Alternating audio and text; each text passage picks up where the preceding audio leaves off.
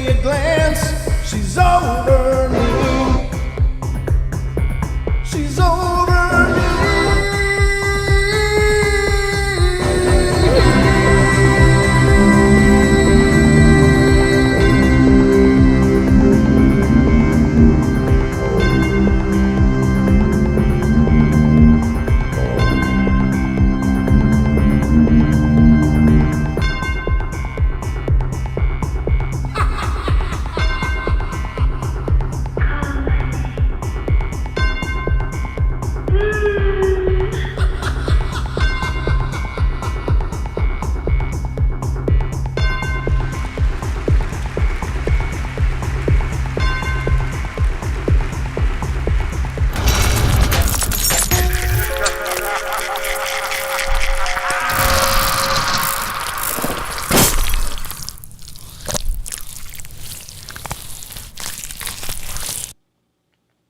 All right, ladies and gentlemen, welcome everybody. How you guys doing? This is the Paranormal Portal. These are our night terrors, so welcome to the show. These are our shorter version Paranormal Portals. These happen on Sunday and Thursday nights, which is one of those is tonight. And tonight we're going to be covering strange phenomena. These are strange things that happen that may fall into any number of different criteria, but they're paranormal and weird all the same. And some of them are just not normal, meaning paranormal, which is the strict definition of the word. Paranormal means just not normal. So, we're going to cover all that tonight. And then we may get to some tales of more tales of those strange things that people see on the sea. And then we're going to get to the trail cam terrors. And that should be a show. But I do apologize for getting a late start. It's just I'm working on several things currently and just lost track of the time. I was like, oh, God, so I had to crunch and get ready. And here I am. And here you are. So welcome to the show. I appreciate you all being here. Please feel free to spread the word about the Paranormal Portal. Let other people know. Share these streams to your social media. That's the biggest way you can help us because it raises awareness. You can do watch parties on YouTube. I don't care. You have my permission. Whatever you want to do. Because it just exposes people to what we're doing here. And that's a great big help. You guys are the greatest promotional force, that I have available to me. Even if I started throwing money at advertising, people on the internet are just, they've just kind of become numb to advertising because we get it everywhere. You get it on YouTube, all the time popping up. It's like, God, where's the skip? Nobody's really paying attention unless it's a really captivating ad. Most people aren't paying much attention to it. And so I utilize and hope that you guys will be a part of that exposure. So thank you to those of you that have and do. That means the world. And word of mouth is also great. Just like, hey, caught the show. Check it out. Beware if you are a fearful mortal. There's scares around in the Paranormal Portal. There you go, Buzzacino, hitting it on the nose again. I appreciate it. And hello to everybody that's in the chat already. I appreciate you guys coming out. Once again, Brent, you are so humble. We see people come and go. You're so humble. Thank you, Smoking Joe. I don't know. I try to be. Can I call in? For sure. The phone lines are always open. Somebody is on the horn already. So this may be you. Let's see. First, I hope you're ready because it's time for bed.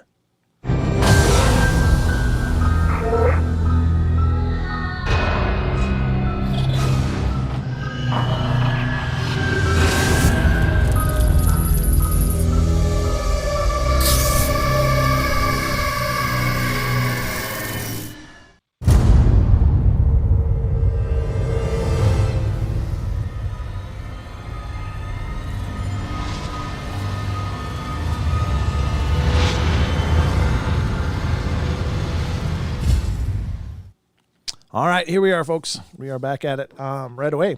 Let's get to the call and see what's going on. Let's see. Where the hell's my mouse? There it is. All right, let's see what's going on here. This is area code 870. You're on the air. Hey, Brent. It's Virginia. Hi, Virginia. Welcome to the show. How you doing? Hey, pretty good. I just had to call in because after talking to Deborah last night, I think I know what she was talking about. Oh, and I thought everybody that was listening last night might want to know too. Okay, by all means, share what you'd like. Okay, so we were when I called last night, I didn't know why I was calling, and she said her first thing was, I'm sorry, I'm getting messed up here, but she was talking about what is it with me and cats? Right. And I was like, I don't know. Yeah, and so she said, be cautious of the cats. Okay. And, I was just thinking about my little kitten, what's with me and the cats, and that's what my mind went to. Well, it didn't dawn on me today. Well, actually, my daughter told me what she was probably talking about is I have big cats, mountain lions, in my backwoods. Oh, jeez. Yeah, that's something you should definitely be cautious of. Oof. Yeah, so I was like, I'm going to have to get in touch with Deborah this week. I wish she was on tonight to try to maybe confirm if that's maybe what she was getting. I think I was getting two cautions. Be cautious of the big cats and also cautious of what my little kitten might eat, and we were talking about, the loss of my cat and how, that happens and all. But, right. I'm sorry, go ahead, Brent. No, I'm just agreeing with you. I'm like, yep, right. Okay, so I just thought, anybody that was listening last night might be interested in that. I know there was one guy that was kind of making fun of it.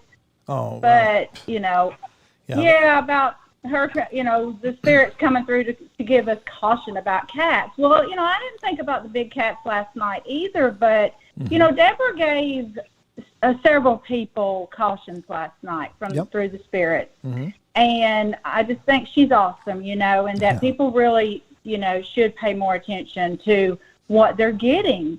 Because with me, when I first moved here, I saw a black panther early one morning running across my back pasture. Wow. That's terrifying. Oof. And, yes, and it was very close to, my house. Right. Not real super close, but that's too close. When I can see it and identify what it is very clearly. So that was a couple years ago. But then this past summer, I was out back on the patio and I heard the coyotes and I was looking for my cat. Mm-hmm. And so I had the flashlight and was shining it around the edge of the woods and saw big yellow eyes. Oh, yeah. And I was like, okay, that's way bigger than my cat's eyes, Yeah. So I have very bright light, and I went in and told my husband, I said, get some night vision. You have to see it. I believe it's a cougar. And sure enough, there was a cougar at the edge of the woods. Yikes. I could see it very good. Yeah. Do you have like sheep or cattle or something as well? Well, I have a lot of deer. We don't hunt the deer here, and the does actually have babies like right in the backyard, and in the edge of the woods and stuff. And that night, I have a pasture as well. So I've got like behind me my woods and then a big pasture on the right side. And the deer were very close to the house in the pasture. Mm. And where the cougar was where it was sitting, it was watching the deer. Oh, okay. Well, that's good. I mean, that's a natural prey at least. So it's not coming around because it's preying on any of your animals or anything. That's good. Well, see, that's the thing though, is I have a dog. She's 10 years old now, but she is part Pyrenees and part Lab. And when it gets dark, that Great Pyrenees comes out in her, and she wants to be outside guarding. Oh, okay. And, and so I had noticed right before I saw the cougar that my dog had been sleeping in the front yard, which was very unusual for her. Uh-huh. And she was even coming in sometimes at night. And, I didn't put two and two together at the time. And the night that I did see the cougar out there, and it was about 10:30 at night. I stay outside real late at night during the summer when it's cool. And she was actually in the front yard sleeping. Well, I was sitting out back, and I didn't even realize that until I was like, oh, my gosh, there's a cougar. Where's the dogs, you know? And I went and grabbed her and put her inside. Well, good. Yeah, be careful. Those are the wrong kind of cats to be messing with, so. Yeah, so I do believe that's probably what Deborah was talking about last night when she said be cautious of the cat. And okay. I just didn't even think about that. And so I do, really appreciate her, and I appreciate you, having her on your show because, she very well could save my life. I go walking back there. Yeah. And, in thick woods, you don't know what's lurking in those woods. And, and my dogs she's out at night, but for now on, she's going to be in at night because of that warning. So. Okay. I just want to thank y'all. Okay. Oh, you're very welcome, and thank you for calling in and with that supplemental information. That's awesome. All right. All right. Good night, Virginia. Brent. Have a good night. Okay. See ya. Very cool. Yeah, she had made a reference of that person in the chat, and that person was banned. We don't tolerate that. It's we don't have guests a lot on the Paranormal Portal, but the one thing I do expect is that everybody is respectful to that guest, whether you agree with them or not, whether you subscribe to what they're saying or not. They're coming on this show to share something with all of you. And I know that 99.9% of you are absolutely wonderful, but every once in a while we get one of those turds washing in from the tide, and they feel like this is a great time to be a dick. Well, being a dick is going to make you real scarce around here because the mods are ready to do some booting. So, yeah, well, it's all right, Titan. I just think we just got to be less warning and just hit it quick because we just don't want that to fester and start up, and we don't want anyone else coming in thinking that's what they want to do. But no worries. I mean, it got handled, and thank you all very much for that. So I appreciate it. All right. I guess this is a good time to get started. Let's get started on these discussion points tonight. So what I'm going to bring to you first is an article from justforspooks.com. This is a really neat site, and I'm not real familiar with it, but I've been bumping through it and looking at what they got. They got a lot of great stuff on there, so definitely go by and support justforspooks.com. And Just for Spooks is all one word, .com. And check out some of their articles. Definitely if they've got social media, I don't know, but I would imagine that they do. Definitely support that as well. But here's the article itself. 21 people who have been resuscitated describe what they saw. Now, this is dealing with, obviously near-death experiences, and this is something that we've touched on a few times on the show, and I really am fascinated by this because I don't think that there's those people that would say, oh, no, it's just a electrochemical reaction to try to, assuage the ego of a person's mind as they're taking their final moments or having their final moments of consciousness.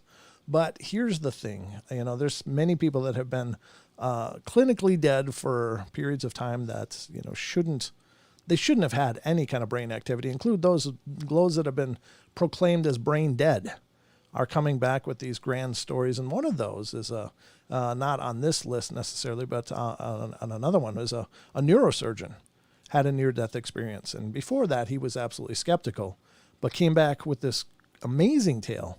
He was having a surgery himself and ended up dying or had something wrong, a tumor or something that was being removed, and he passed away on the table and was resuscitated after some time, but came back with this amazing tale and a full believer of the experience. And he's publicly, declared that and defended it, even in being faced with skepticism from others in that medical community and scientific community. He's like, no, I'm a doctor.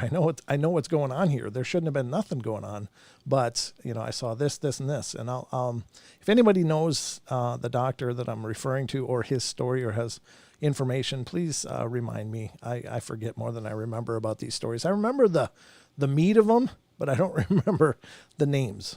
That's my personal dyslexia. So definitely check it out. It's pretty cool. But this is 21 people who've been resuscitated describe what they saw. And here's the first one. And some of these are unremarkable. Some of them are kind of tragic. So just bear with it. But I had a near-death experience in which I was ejected from an automobile When I regained consciousness, a man came to me and said everyone survived. The man was there before any paramedics arrived. The craziest part of it all was that looking at that man gave me the most powerful sensation of deja vu ever. Maybe I hit my head too hard, but it was an insane experience, and it was as if I have seen that man before.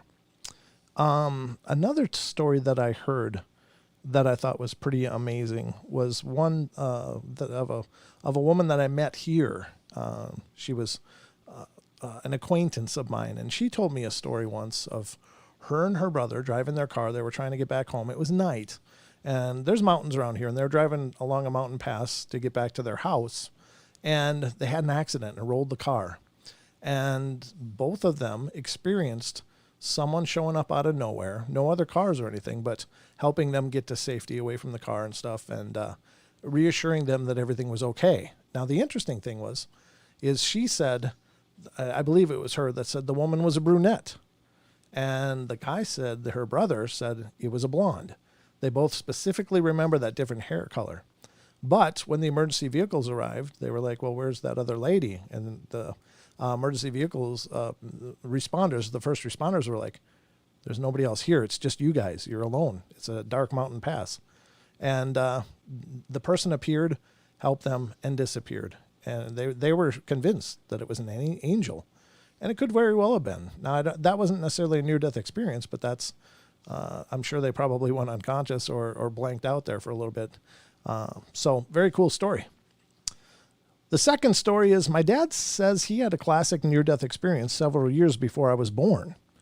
It was from very severe food poisoning. He saw the blinding white light at the end of the tunnel and loved ones who had long since died. There was a barrier between him and them that he really wanted to cross, but they told him to turn back because it was just not his time to go. He says the entire time he felt an indescribable feeling of love and peace, and he did not want to leave. I don't know if what my dad experienced is anything more than a surge of chemicals in the brain as it shuts down, but I trust his feelings are genuine and that he wouldn't make something like this up. He says it has completely removed his fear of dying. And that's a big takeaway from those experiences that most people have, is that, I've died, I've come back.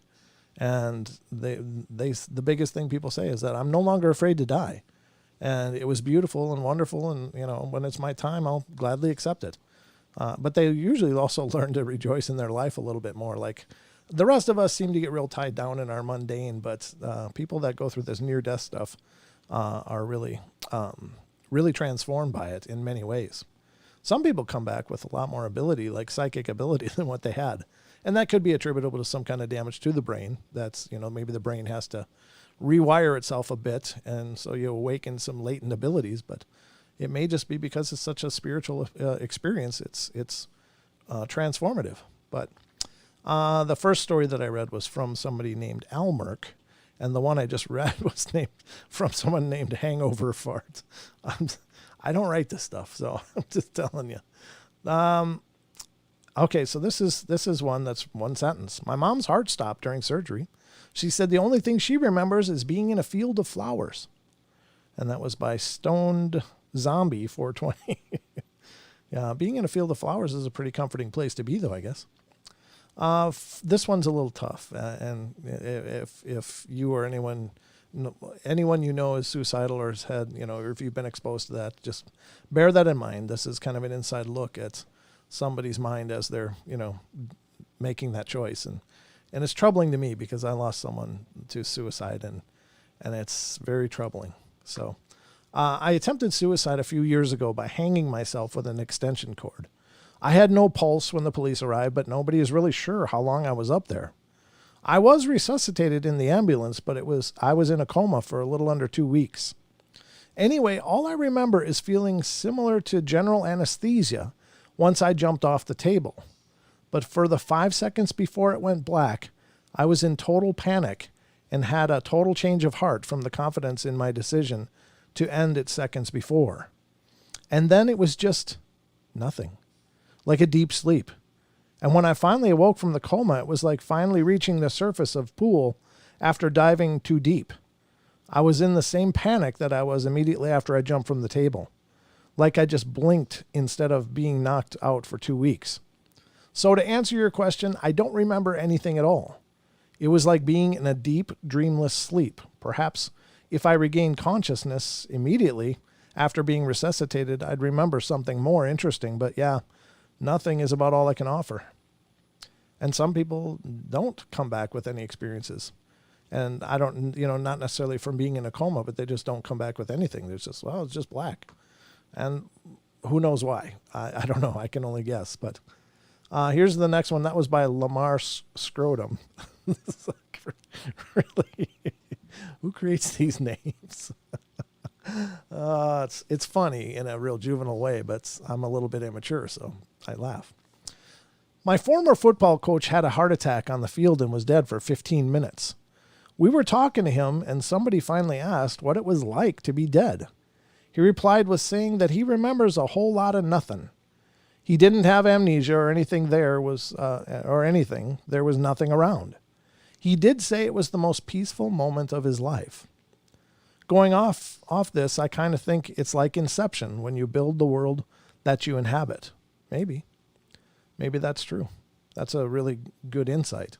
And that was submitted by Matt Hop? I'm not sure. Matt Hop 1. Here's one, number 6. When I was 8, I learned to fix small engines. Well, that being said, my dad and had an old flathead Briggs & Stratton 5 horsepower engine, 5.5 horsepower engine that didn't work. He also had a riding lawnmower that had no engine nor blades. Well, he gave me the task of getting the engine running so I could put it on the riding lawnmower and have fun whenever. I was so anxious at school the next day. Well, that day I tore the motor apart and had it running by bedtime. The next day we had the thing mounted and riding around. Flash forward a few weeks. Me and my older sister were out riding when my shoelace got caught on the back spindle. It pulled me off and was dragging me. Mind you, only going as fast as it would go. My sister stopped and went in reverse, which caused her to go right onto me. Now, this is where it gets a little graphic, so cover your ears if you're sensitive. But the chain and chain wheel caught my lower right back, ripping my skin open and pulling my large and small intestine out, severing my right leg, breaking my spine in 2 places, and shredding my right kidney. I felt the thing roll onto me, and then everything went blank. I couldn't see, move, speak, or anything. No pain as well. All I remember was the blackness, and after my father got my heart beating again, I remember laying there in pain. Also remember feeling my back and short of breath. I felt what I still believe as my stomach in my hand while I was feeling my back. Once I was in the ambulance, everything went blank, except for this time I saw myself laying there and the medics shocking me. I felt a hard pull and I was back in myself. A few minutes later, I was on a table with strangers in white all around me. I remember them in a panic and then standing next to my grandmother who passed away when I was 3. She told me she was my Nana, and we were there watching them jolt my heart with tiny round paddles. She kept telling me it was okay. They called my death time at 6:06 p.m. And then all of a sudden, I wake up and I'm all fixed and stapled up. My parents told me I had died 3 times, the first for 5 minutes, the second was a little more than 12 minutes, but the last time was astonishing to the doctors. My heart stopped beating for 20 minutes. My parents made them continue jolting my heart, and they told me the doctor kept telling them that I was going to have a 98% chance of being brain dead. Well, I'm 25 years old now and am healthy as ever. I'm fully capable of walking as well. Thanks for reading. That was from iPokesmot 420. Oh, I see what you did there. iPokesmot. Uh-huh. Yep, I got it. All right, here's number 7. I was stabbed in the stomach with a fillet knife by my schizophrenic uncle when I was 15 years old. I remember freaking out, lying on the floor hyperventilating while I was bleeding out. I tried to crawl up from my basement to phone 911, but I was so weak and every time I moved, I started bleeding harder. I remember passing out and having the sensation like I was leaving a dark room and moving outside into the sun. I stopped panicking, and this feeling of pure contentment settled over me. I was floating over a garden where all the plants were giving off light, and I could see a huge amorphous shape above me that was made up of every color in existence, including colors I have never seen before and couldn't possibly describe. The shape seemed familiar, like I was a part of it, and it was becoming to me and filling me with pure ecstasy and understanding as I looked at it. Then a man who looked an awful lot like Dream from the Sandman comics, which I was obsessed with at the time, walked over to me through the garden and told me that I couldn't go home yet, that it wasn't my time. I started weeping, but I was filled with a feeling of understanding, like I knew that I had to go back despite not wanting to.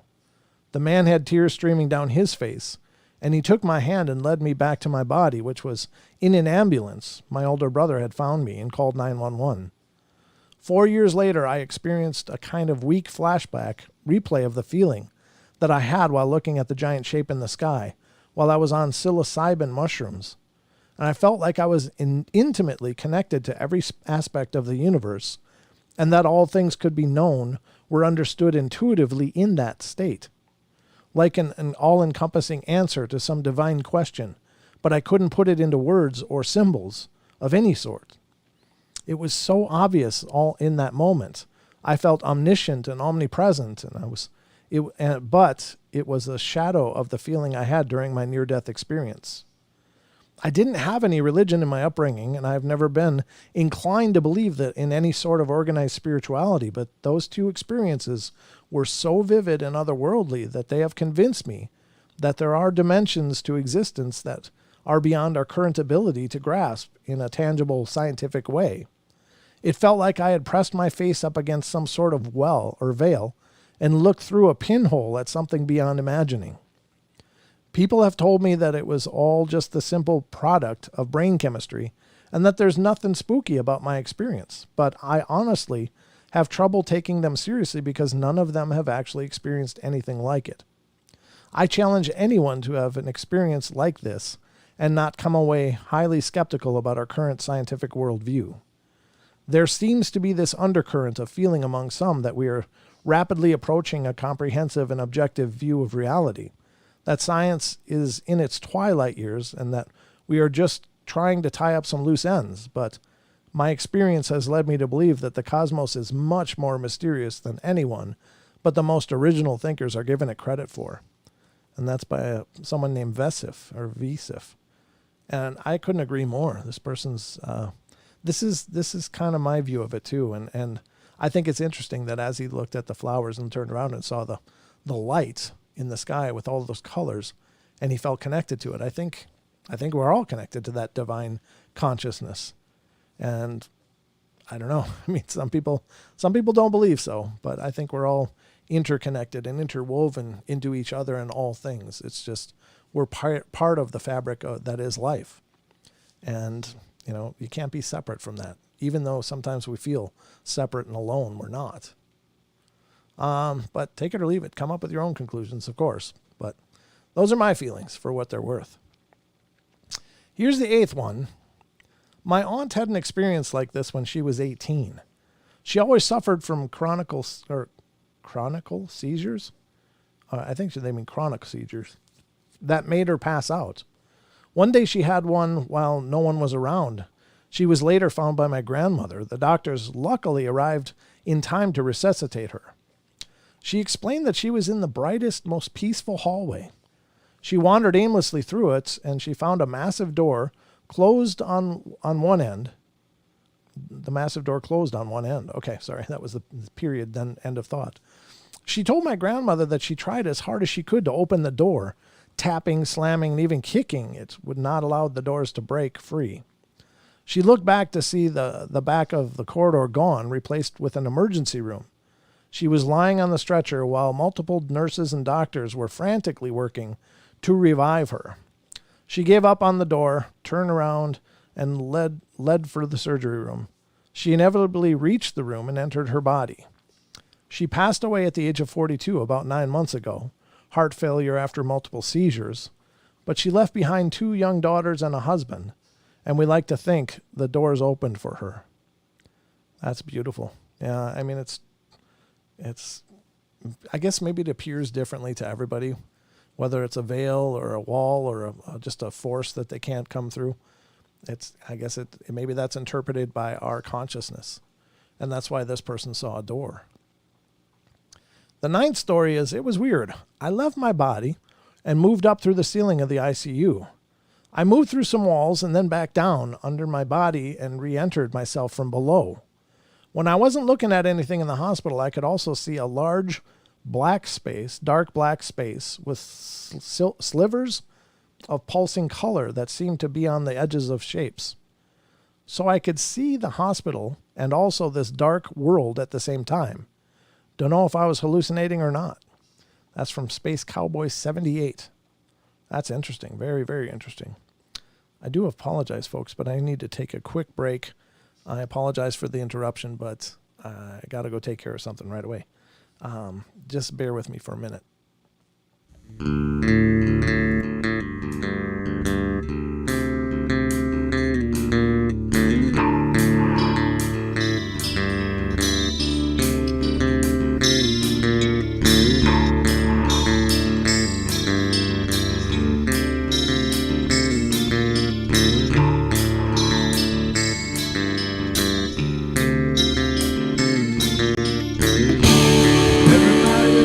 Play their games. Everybody loves to place their bets.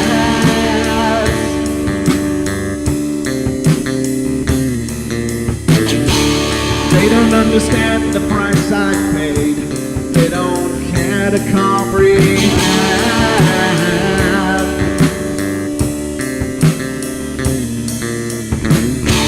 Trace their lines upon my body, dripping scars across my heart.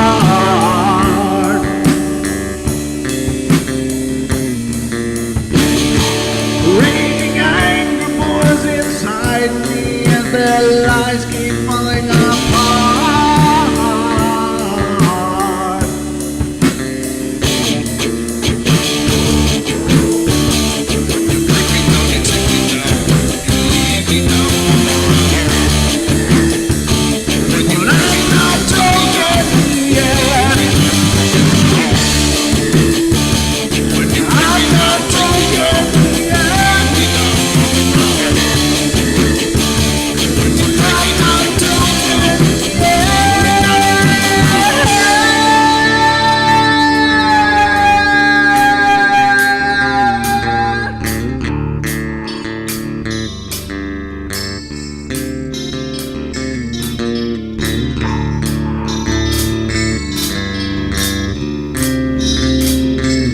Sorry about that, folks. I'm back.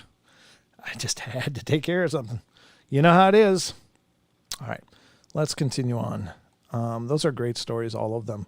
I love these stories because it really, it not only affirms that we're multidimensional, maybe that we continue on in many ways, but it kind of, I don't know, it just proves that maybe it doesn't matter that our physical journeys here end, and it maybe helps to reconcile the feeling of those of us that have lost someone. And, most of us I'm sure have, but if you haven't, God bless you. And, I hope that you don't anytime soon, but it's an inevitability for us all. So hearing these stories and these experiences really reaffirm that it's okay, like that our life continues and we're not alone. We're still a part of them. They're still a part of us. It's just the dynamic has changed.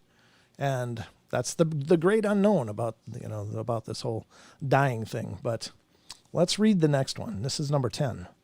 I'm glad some of you, I read some of the comments as I came back in and sat down before I had to cover it up with the article again. But I appreciate that so many of you are enjoying these stories, because I could read these all day long. It just gives me such a good feeling, because I've lost several people.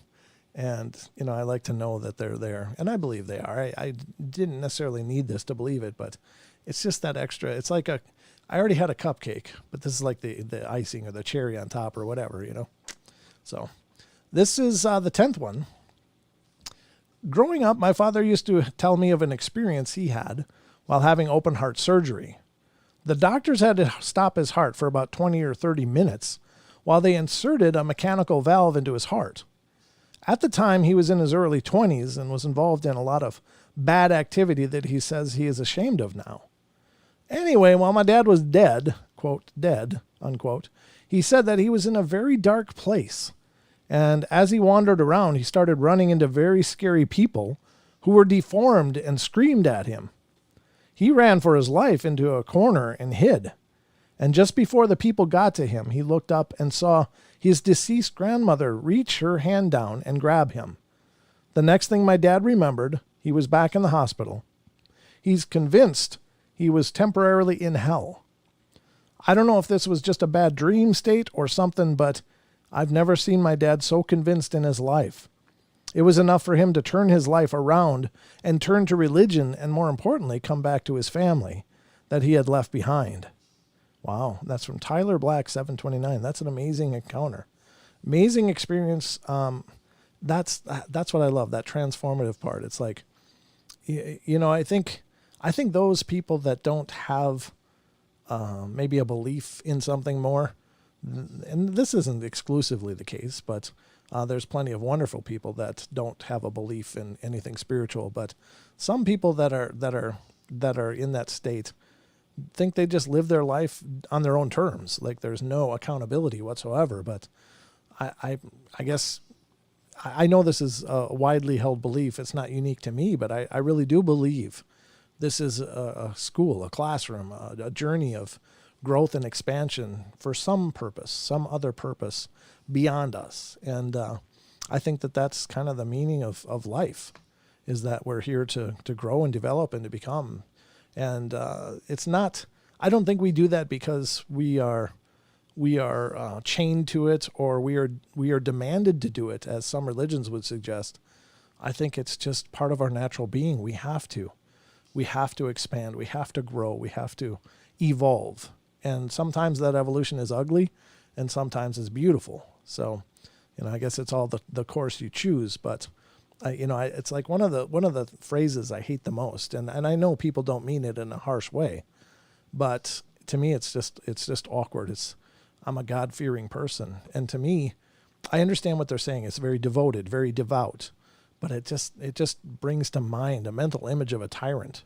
And I don't believe that that's what the divine is at all. I think it's beauty and love and kindness and, all of the good things emotionally and spiritually. That's what that divine light is. And however you define it, so forgive me for using light. I don't know what else to call it. It's just a figure of speech, and I don't think it matters to the divine. So anyway, those are just my 2 cents.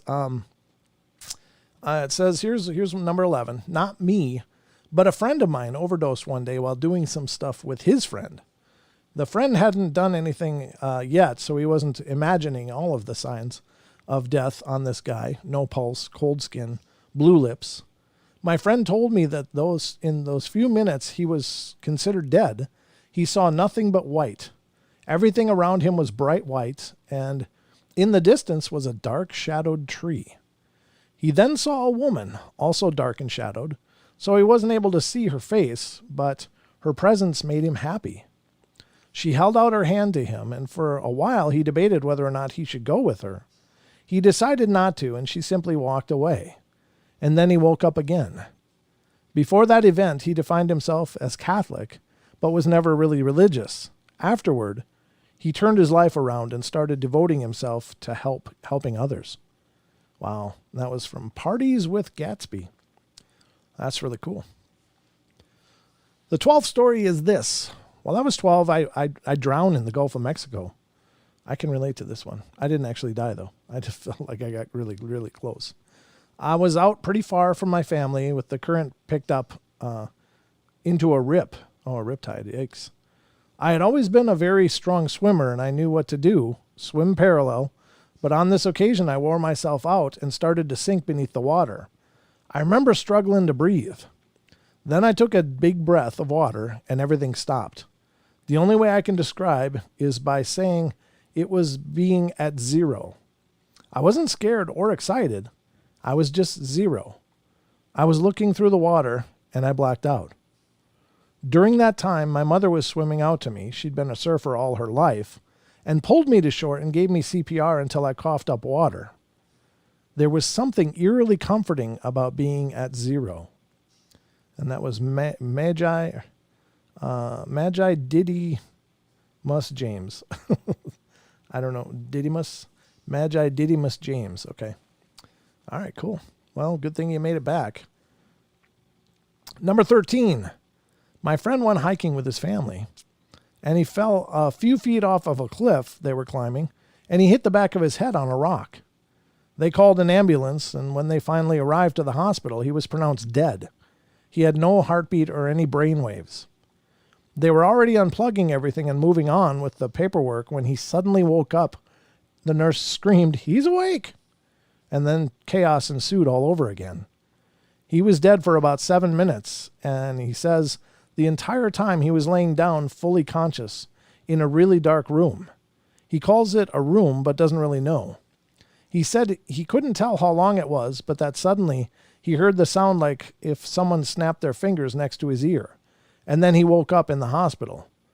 The experience didn't make him religious either. Oh, okay. And that's fine. I mean, people may be fine with their spirituality. Vala Thiel. Okay. And number 14. I saw a field with trees on both sides, and I could see water. I felt like there was an ocean on one side of the path, if you can imagine the fields that electrical lines go through, and there is no residence, and they just clear the area for the power lines. It was like that. There was a tree in the middle and a well-worn path around it. Well, I was walking the path, and it looked like an oak tree. It was very large, and presence came to walk with me, I think a presence came to walk with me. I told it that I was ill. I was ill? Yeah, and this seemed like a nice place.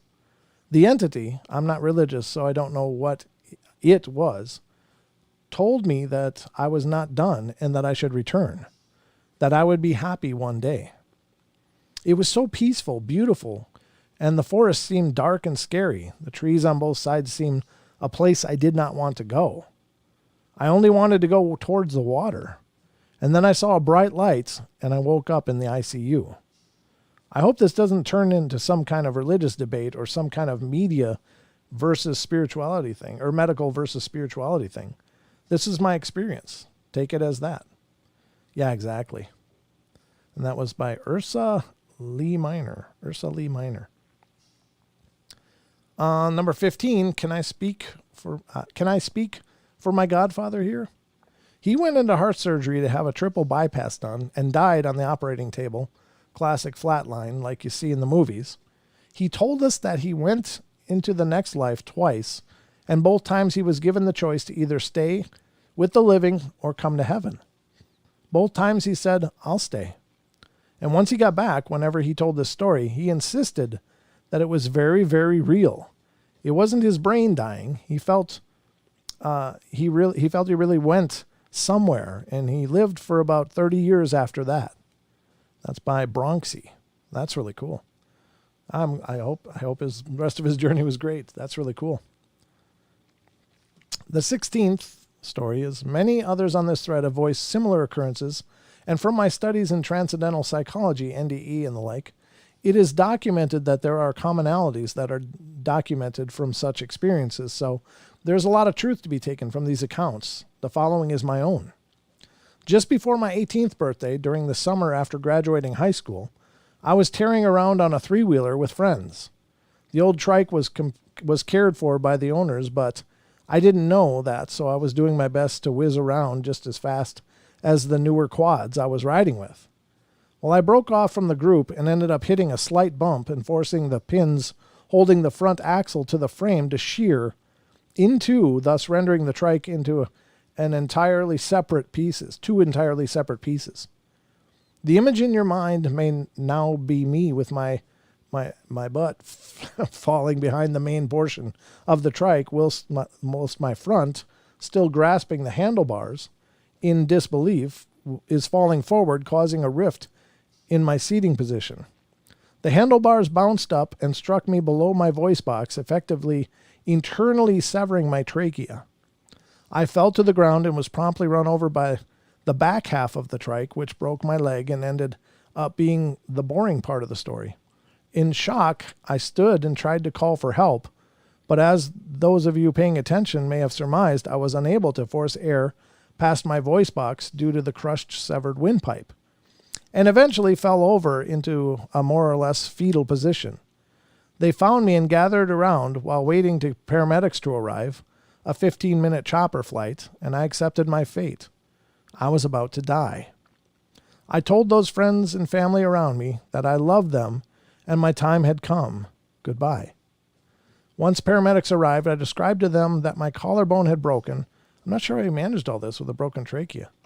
But anyway, maybe by mouthing the words, and went through my windpipe out the back of my neck, even though there is no external injury. They, being paramedics, did what they were trained to do and got me on a stretcher and used BVM, bat valve mask, or bag valve mask. Okay, those breathers where they squeeze, in an attempt to get oxygenated air into my body. This failed as they did not have any inkling that the air had no guidance system and simply filled up in my body cavity. Oh, dear God. Eventually, I was on a helicopter and then passed out. From here, there are two stories to tell. The one that I experienced and the one that occurred through others' experiences, my own first. I died. As I was fading, I had the realization that death was imminent and thought, aren't I supposed to see a tunnel and light and all that nonsense? And then it happened. I saw the tunnel and light. Only after I made the realization of what was occurring and connected it to our culturally normative thoughts behind what happens at the time of death did I see that tunnel. This has led me to recognize how ingrained cultural beliefs are and how far they can be from reality. Memory fades, but this has lasted vividly for many years since its occurrence. As has been mentioned, the feeling of complete oneness with all existence was my main perception. That the self is not me or I, but rather one as many or all as one. There is actually a Family Guy sketch where they are stuck in purgatory that gives a decent visual example. And it is simply white nothingness, except not nothingness, but simply an all-encompassing light. That was it for me. There was no concept of time or space, just existence, along with the whole of everything, including the number 42. Hitchhiker's Guide reference. I like it. What happened in the living world was this. The chopper took me towards a large urban medicine center, 45-minute flight. But when the technicians realized I wouldn't make it that far, they turned around and went up to the small local hospital. There, a team of surgeons couldn't figure out what was wrong, so one bright young lad went a decided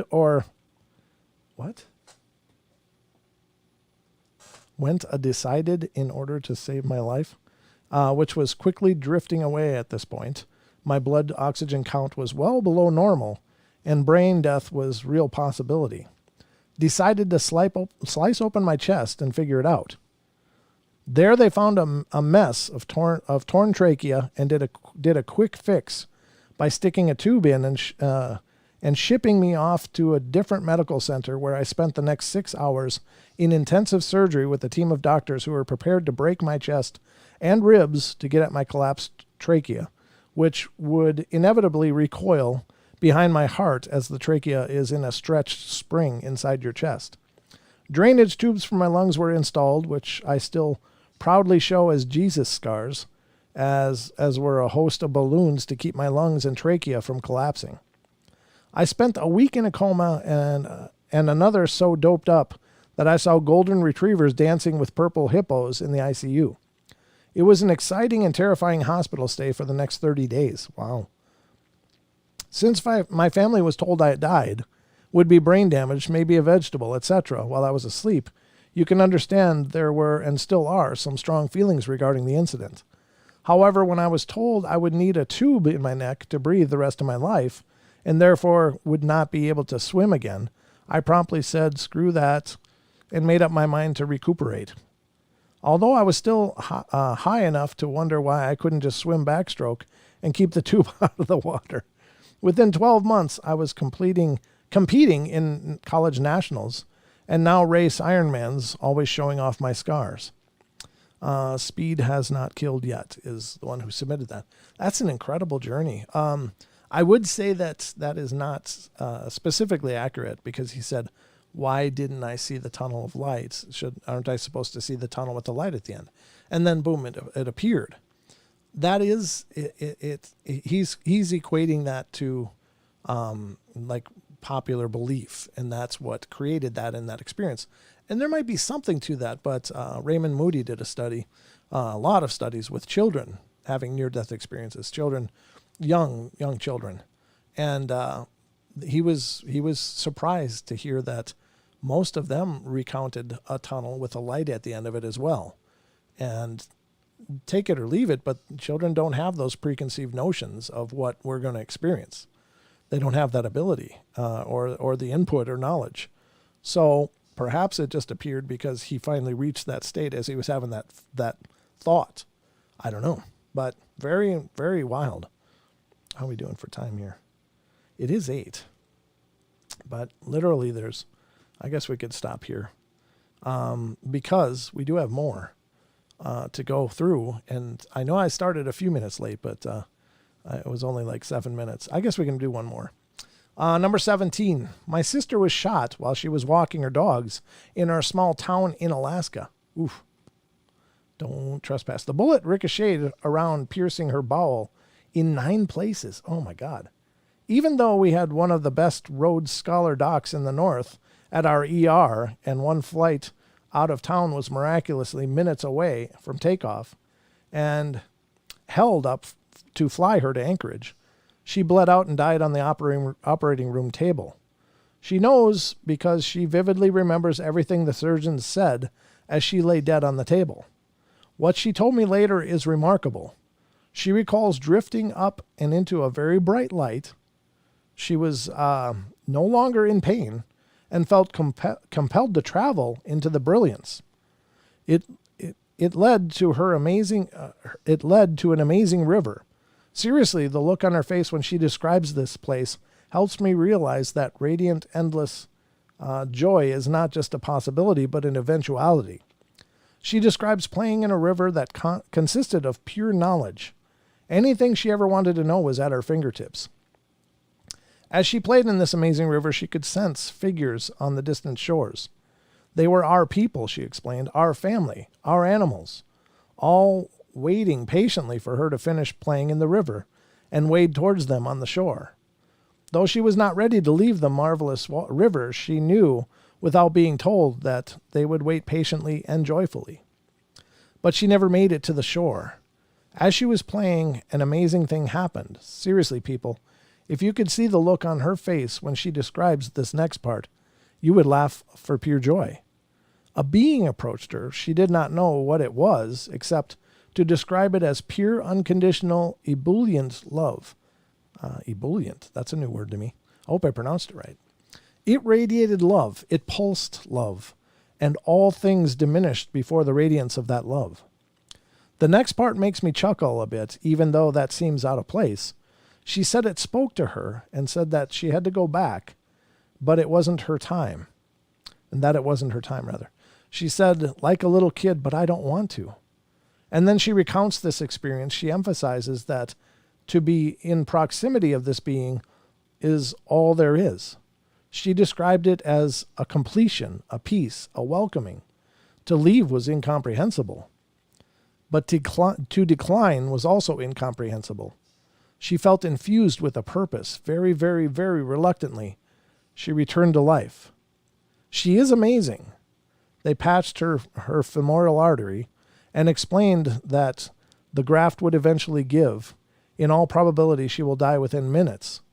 Living with that sword of Damocles, yeah, Damocles, yeah. Should be terrifying, but no, not to her. It's a promise that she will get to return. Life is what we're here to do, she explains, but after. Sweet benevolence, all-encompassing love. With every single breath, my sister is heartbeats from death, and I have never met anyone who is more alive and fearless. That's really cool. I don't know, how long are these? I can read the last ones. They're very short. Here's the 18th. My mom's root canal got infected and she died for 5 minutes. She said she saw a river of darkness, or a darkness,